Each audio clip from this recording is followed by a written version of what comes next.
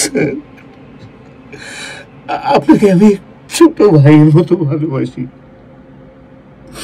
যেদিন থেকে মিতুল আর আপনার সম্পর্ক হয়েছে, আমার থেকে খুশি আর কেউ হয়নি। কিন্তু আমার মেয়েটাতে বড্ড ছোট স্যার, বড্ড ছোট। কি এমন হলো স্যার যার জন্য ওকে ওকে ফিনাইল খেতে হলো? আপনি সামনে রাখতে পারলেন না ওকে? পারলেন না স্যার?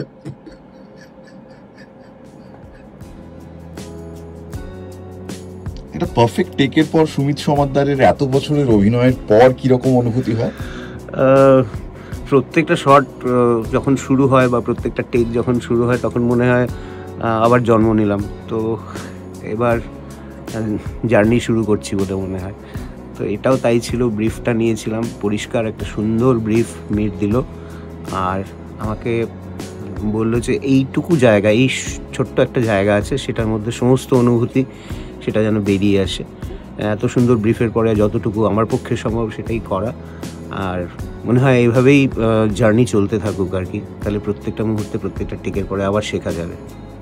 आंसू पोंछ डालो Pushpa, I hate tears. Thank you, Mir. Thank you.